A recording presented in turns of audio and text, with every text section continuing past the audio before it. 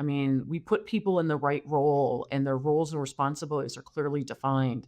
And what we find is when people aren't authentic and they try to fit in versus belong, it actually comes out in their performance. Leadership gets tested when ownership changes, strategies shift, and the people stop trusting what comes next, not to mention what might happen in the marketplace. In this episode, Jeanne Hecht walks through what it takes to rebuild culture after a major transition, not with slogans, but with clarity, relationships, and decision-making that match the values of the organization.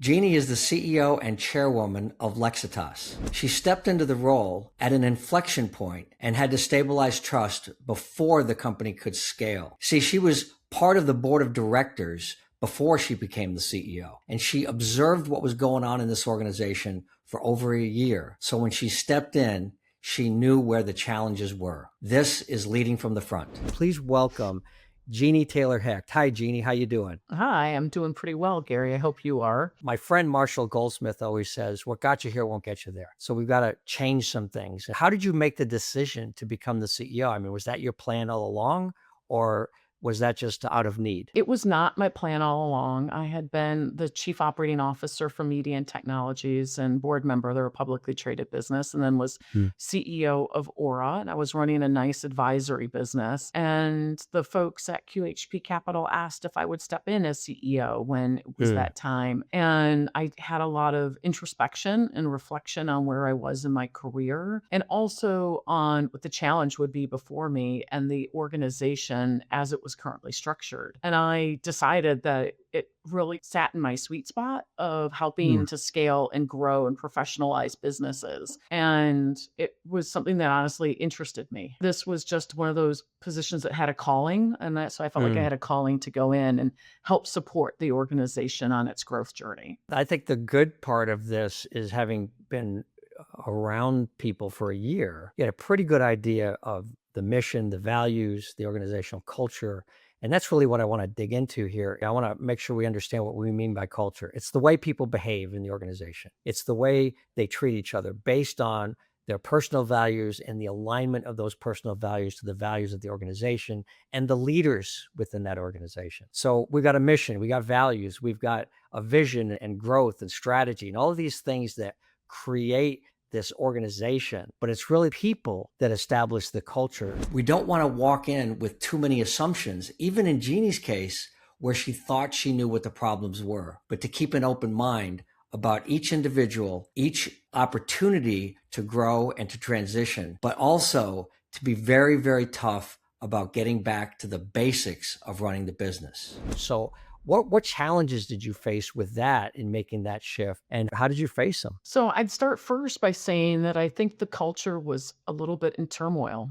And as you rightfully said, it went from a founder-led business and founder-owned business to now being owned by a private equity. And there wasn't really a strong vision, mission, and values. And so we sat down, and then I started in October officially, and by January, we were having an offsite, and we were spending that time to really think through, what do we want to be as an organization, and who do we want to be, and how do we want to show up for each other, for our clients, and for our partners that we engage with. And we had these, like, a lot of what I'm going to call garbly-gook. So a lot of words to try to describe what we wanted to do and how we wanted to show up. And it just was well over engineered for a company of our size and state, and honestly probably for any company. It was written with an eye towards words as opposed to action. When values start to sound like a corporate poster, people stop listening. Complexity doesn't create alignment. Simplicity does. When the vision is clear and human, behaviors get clearer too and start to align with the values of the organization. See, values are what guide our behaviors, and clarity and simplicity in our values and conversation around those is necessary. And that's what Jeanne did. I spent a lot of time thinking through, how do we communicate and how are we going to show up? And so we were sitting around as a group, and I just said, listen, our vision really is that we want to change the way people see the world. And who can't get behind that? That's right.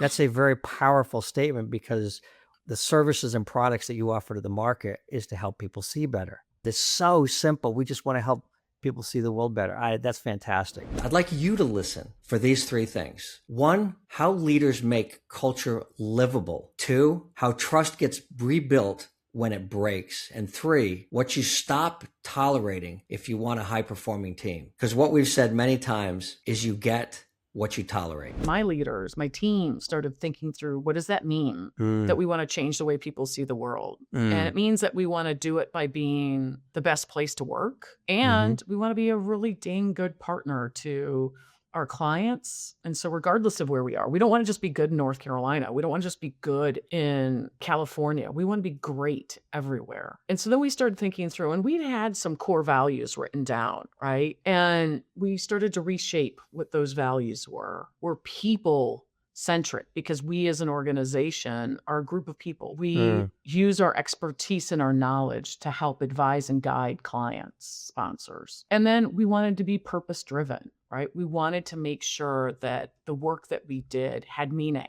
Right. And then we thought about us. And so that's us as an organization. And then we thought about us as teams. We want to be collaborative. We want to be respectful, and we want to be innovative, because to change the way people see the world requires innovation. We can't do everything the exact same way. We're in a highly regulated market. We're not suggesting that we don't operate with the greatest rigor there, but we need to think through how we can address these sight-saving programs around the globe. We talk about building leadership from the inside out, right? First, you have to demonstrate the culture and the values and so on, and then it goes to your executive team, and then it goes down into the organization. Then it goes to who you're providing services to, and then it goes to the patients.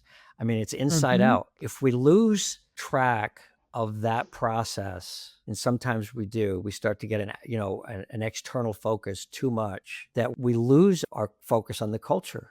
We lose our focus on just what you were saying, innovation, collaboration, teamwork, working together as a team. So it's individuals to the team, to your services, to the patient, and to the world. Did you see that was a perspective that you had to really focus on with people to really develop a culture that people understand that we have to have that balance between an inside and an outside focus? Did you find that a challenge, or talk to me a little bit yes, about most that? definitely. Yeah.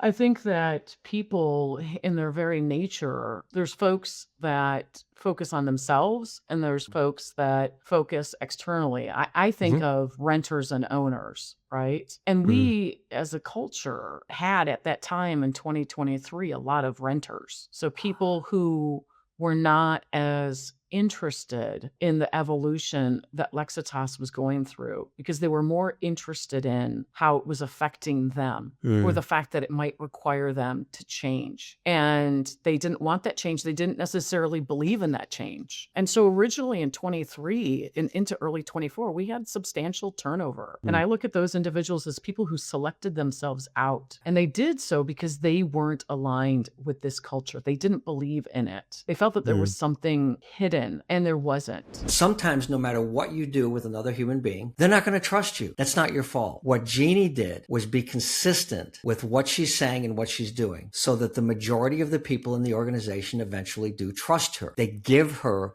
their trust because they see what she does and what she says are the same, and they're the same over time. There was a big trust issue. Why? Because we had made a transaction, so the owners were different, the founders were leaving, the CEO was changing. And so a lot of what people were going through, rightfully so, they felt like their trust was broken. There was a lot we could have done differently during the entire process. However, we all know that during those times, there are people select, and for their own personal reasons, which I fully support, to go and make other decisions. I do think it comes down to our values. And as individuals, I wanted people who were authentic, who were accountable, and who were passionate. And I wanted people that were committed. And so I had to lead from the front. I mean, I sat in and I had these Java with Genies, right? These lunch and learn sessions where I would take, 8 to 10 people either in the office or out of the office remotely. And we would sit there and we'd have a conversation. And several of the first ones were really painful for me as an individual, as a person. I think people often forget that the CEO is human. And so, and so they would come in and they would say some of the meanest things. Ooh. and with the intention of probably not trying to hurt a personal feeling, but trying to Mm. express their grief, the concern, the Oh. angst that they have, and therefore didn't show up very well, honestly. And so for the first couple months of me in this role, it took a lot of my blood and sweat and perseverance and knowledge that we'd get through this. And it was kind of like my common saying was, well, there goes that change. We're on to the next one, right? And my whole plan was I wanted to scale with stabilization. And so I wanted to Mm. stabilize so I could scale. And that took a good 6 months. There's a lot of research that says that followers are looking for trust, compassion, stability, and hope. Trust, compassion, stability, and hope. And these are all the factors that Jeanne was working on with this organization. And the most of that with the company that is struggling is hope for the future. And that's what a vision, a clear vision, a simplified vision gives to the people. We had never had a senior leadership team. Like we'd had an executive team, but never another level down or a functional management structure. So scaled out a functional management structure. I empowered those individuals with our vision, our mission, our values, our expectations around shared goals and true north targets. The only way for you to truly scale, in my Mm. belief, is to have a stabilized foundation. So we needed to get through the change so that we could stabilize ourselves and then we could scale. What's the foundation in your definition? The foundation for me is a group of people who show up for one another. Mm. And we are a people organization. And I wanted to make sure that we built those relationships, that trust. And that, again, has everything to do with our vision, mission, and values, Mhm. even more so than a strategy. Right? Because at the end of the day, our strategy is rooted in our vision, mission, and values. When you use the word strategy, a lot of times that doesn't land well with people who perhaps are at the sharp end delivering the day-to-day work. That sounds great for a group of senior leaders or executive leaders, but otherwise people are just trying to figure out, how do I move the ball down the field Mm. and help this organization achieve its true north targets? And Yeah. so one of the things that we did was we made it really clear for people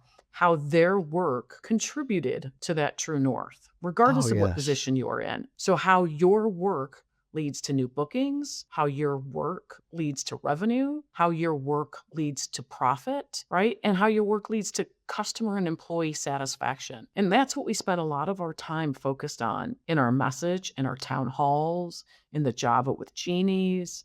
Michelle, my head of HR, had a lot of mochas with Michelle. We wanted to bring people in. Some of them were here and some were virtual. And so also, when I traveled across the United States or even into Canada, I went and I met with people. I spent Mhm. that time.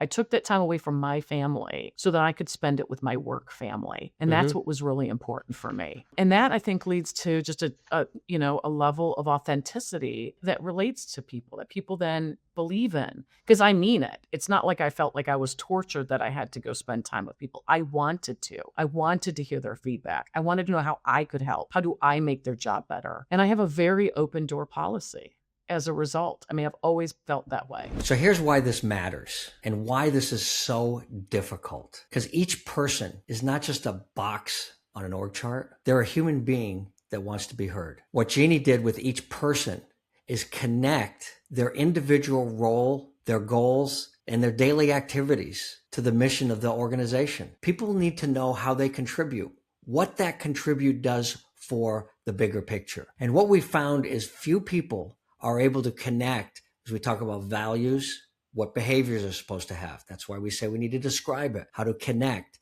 their mission of the organization to their personal mission and goals. What leaders do is help them make those connections. When they make those connections, they can see how the accomplishments that they have each day contributes to the big picture. Knowing how we fit into the big picture creates motivation to either stay and be part of that organization or go. And that's not a bad thing. We talk about this in our leadership program all the time, IGYB, from the military. I've got your back. And that's how you built the team with people that you said it. You can't teach people, right? Mm-mm. To step up when they see somebody in distress. They have to want to do it. When you were hiring people, how do you interview for values? How do you find the right people on your leadership team, your management team, the individual contributors to come into that culture, that's like in your soul, that's in your gut. This is not something that, we Yeah. teach people, right? I'll tell you, we didn't do it all right. I didn't do it all right, right? I hired some leaders who shouldn't have been on the bus, right? They weren't as bought into the vision, mission, and values. The kind of stick to itness wasn't there, and perhaps they also weren't individuals who were really ready for the change and that hard work that it took to actually make this and do this change together. Mm. But we do spend a lot of our time in the hiring and talent acquisition process. And then also within the first 90 days and making sure if we've got the wrong person, we don't you can't stay on, right? It's Right. time to leave. What do you look for in that? What when you're interviewing somebody? I'm looking for people who are authentic, right? Mm, I'm looking for people who don't come to the interview with canned answers. I'm looking for people who actually pour their ideas and heart into it. I'm looking for people who are curious, who ask a lot of questions of us. I'm looking for people who get really excited about mm, what we're trying to do and they show that level of passion and enthusiasm. I'm looking for people who follow up, I mean, with thank you notes or additional points on why they're the right candidate. I want people who are very purposeful and interested. And there's a lot of really good talent out there who are, and then there's some talent who aren't. And it's somewhat easy to see. And a lot of times I say I can get on to a Teams meeting with a candidate and within 10 minutes I know whether or not they're going to be a good fit or not. that's where that intuitive emotional intelligence comes in, right? The gut level Mhm. sense of, someone that's being enthusiastic or something that they're faking it a little bit. You can kind of Yes. tell, right? Let's fast forward to today. You went through this transition. Your company is now growing. You've got this growth strategy, this curious, excited, authentic leadership team. And I think that an organization like yours allows people to be authentic. And Mm. fitting in is how people shift and adjust themselves to match the culture or the emotion or the sense of those around them. And that can make them be uncomfortable and it's not authentic. But belonging is where people can be authentic. It's an interesting cultural decision to make where you might have some people that might be a little weird. You might have some people that are a Mhm. little different and their Mhm. enthusiasm and excitement for what they do. And sometimes their blemishes. Do you see that on your team? It's kind of, it comes together and you can laugh about the blemishes and the challenges and have fun with it. Yeah, I definitely do. I mean, I think we have a lot of fun together. We Yeah. like to work together. And as a result, we get good work done together. And that's what's a lot of fun. I mean, everybody has their quirkiness. I have mine. I know what I'm really good at and what I'm not good at. And you're right. I mean, we put people in the right role and their roles and responsibilities are clearly defined. And what we find is when people aren't authentic and they try to fit in versus belong, it actually comes out in their performance. With all of your experience, if you're talking to CEOs that are faced with having to make these kinds of cultural transitions first, creating the foundation, you've talked about a lot of activity in what you're doing to communicate, to engage, to connect, all of these things, right? Is there anything else that we haven't talked about that kind of wraps this thing up and says, CEOs, leaders, this is what you need to do. Here's where you need to focus. This is what was successful for us. It might not work for you, but this is my advice. Yeah, I mean, I've always said, and I had a boss tell me this early on, Mm, and it's really rung true with me that you get what you organize, you get what you measure, and you get what you incentivize. mhm, So, if from an organizational perspective, you're not organized around driving culture, and your HR department is called HR instead of people and culture, mhm, and you're not measuring people mm, based upon how they're living the values, and you're mm, not holding people accountable to live the values, and therefore you're not incentivizing them to live the values, then mm. you're not going to be successful. At the end of the day, it's how you organize yourself, how you measure, and how you incentivize. Yeah, because that gives people a sense of knowing. Yeah. I know what's expected of me. I know what I'm being measured to do, and if I do that, I'm good. The Yes. downside of that, I'm going to say that I think a lot of leaders at all levels get into that. You said all the positive things. I'm going to add one negative. You get what you tolerate. Yeah. Hmm. We tolerate certain things that are countercultural. Like we talked about having, our blemishes, our quirks. We can tolerate those things as long as it doesn't go against the values. Like, let's say Jeannie's got a great sense of humor.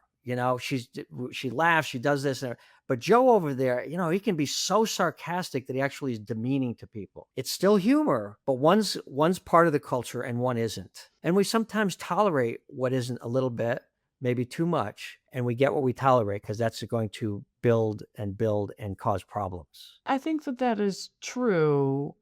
But in high performing cultures, you don't. Over 90% of our team are highly engaged. And I think that it's because we don't tolerate that. We don't Yep. want to, right? We don't have any interest in being mean to one another. Right. And so those types of people don't fit in, Right. right? The sarcastic, the jerks, the inconsiderate. And as a result, they self-select out or we don't select them in. But you see, Jeannie, that's, since I've known you, and it's been about, 2 or 3 years, one thing I will say is you're very, very clear and you're very direct Mm-hmm. and very decisive. A lot of CEOs or a lot of executives are not. And I they know. think they're being either kind, or I don't know how you would define it, being nice. But as an executive, when you are kind or nice and allow someone to behave in a way that's countercultural, even a little bit, they have no idea how destructive that is. Yes. And they have to step up. You focus on the problem, not the person. And so as long as That's right. the conversations are beating up the problem, then you shouldn't have any issues. And you can talk about the behaviors in private and work through those things one-on-one. And you can have that honest conversation. One of the things I love about having guests like Jeannie is how much I learn. And I think back on when I came to North Carolina and I was a director of sales for a $33 million company. And this sales organization didn't have a compensation plan, didn't have goals, didn't have direction, didn't have a communication strategy to go out and talk to prospects and customers. There were so many foundational things, just basic fundamental things that weren't there that needed to be corrected. So I came in, I made a bunch of changes, and my thinking was these people were losing. They had gone from 50 to 33 million in 4 years, gone through 5 sales directors and vice presidents. So some drastic changes were needed because if this continued, more people were going to lose their jobs and we weren't going to achieve our mission. Now, the interesting part of this was I had interviews with every single salesperson. I had them do presentations on what their goals and direction were. But a few years later, I was talking to some of those salespeople and I asked them, what did you think of me when I came into the organization? I thought I was a superstar. I mean, we turned this thing around. We went from 33 to 50 million in less than 2 years, got all the revenue back that they had lost in the previous 4 or 5 years. This was fantastic. I was a superstar. And you know what they said? You know what, Gary, you were an asshole. We didn't want to listen to you. We had to because you were in charge. And eventually we kind of understood what you were doing. But I'll tell you what, that first 6 or 8 months, you didn't listen to anything that we said. You didn't really engage us. I was like, oh my gosh. Was I successful with them turning the organization around? Yeah, we achieved the results. Could we have done better if I had actually spent some time listening to these experienced salespeople in a geography and in the markets that I didn't know? Yes. That's what I learned from Jeannie. I didn't do that 25 years ago. I wish I had heard Jeannie talk 25 years ago. Jeannie, it's been a real pleasure having you on the program today. Thank you very much. Thank you so much, Gary. I really appreciate it. Leadership isn't tested when things are easy. It's tested in times of uncertainty, challenge, chaos, market shifts, all of the things that we deal with every single day, especially the human factor. How you show up in these moments as a leader is going to determine your effectiveness. It's going to determine your future and your achievement of goals and direction, your mission, your vision, your values, all the things that we've talked about today. But more importantly, how you show up in those moments as a leader is what people remember, and it is what creates your culture. This is Dr. Gary, making good bosses into great leaders with compassionate accountability. Let's learn how to lead from the front.